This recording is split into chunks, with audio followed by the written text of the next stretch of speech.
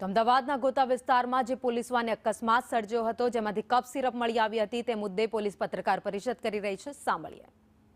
તેમના વિરુદ્ધ 281, 177, 184, 125 અન્ય કલમો આધારે ગુનો દાખલ કરવામાં આવેલ છે.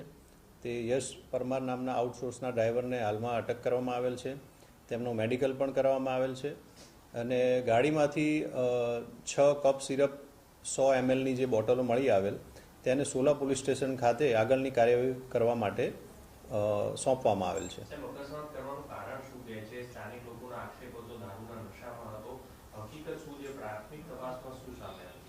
હાલમાં અમે તે યશ પરમાર નામના જે આઉટસોર્સના ડ્રાઈવર છે તેમની મેડિકલ ચકાસણી કરવામાં આવેલ છે.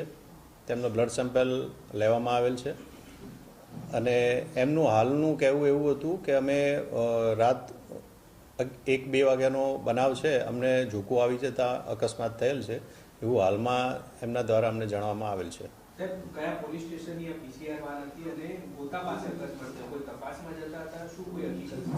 તેમને રાત્રે આ પીસીઆર વારને એક ઝુંડાલ બાજુ મેસેજ મળેલ. એ મેસેજ અટેન્ડ કરવા માટે આ પીસીઆર ત્યાં ગયેલી. ત્યારબાદ રિટર્નમાં પરત પોતાના police station Sabarmati police station ખાતે જતા આ અકસ્માત થયેલ. 6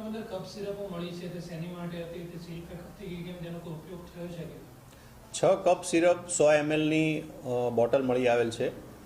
તેનો સીલ પેક છે. એમનો હાલનો ઉપયોગ શેના માટે કેમ હતી તે આગળની તપાસમાં સોલા પોલીસ સ્ટેશન ખાતેથી આપણને જાણવા મળશે.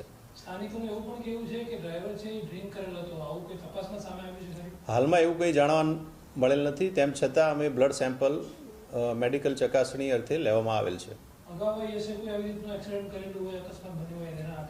એવું હાલ આઉટસોર્સના ડ્રાઈવર જે યશ પરમાર છે એમની કોઈ બેક હિસ્ટ્રી જાણવા મળેલ નથી. આઉટસોર્સના જે ડ્રાઈવર છે છેલ્લા 1-2 મહિનાથી આ પોલીસ સ્ટેશન ખાતે ફરજ બજાવે છે.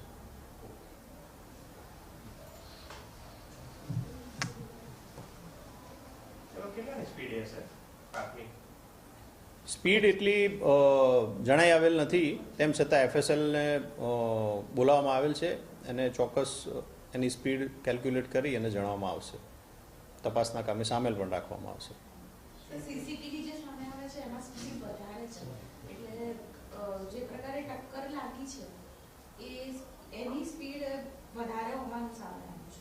એ તપાસમાં ચોક્કસ અમે FSLનો રિપોર્ટ અને RTOનું જે નિરીક્ષણ કરવામાં ગાડીનું આવશે એમાં અમે ચોક્કસ એ રિપોર્ટ મેળવી લઈશું.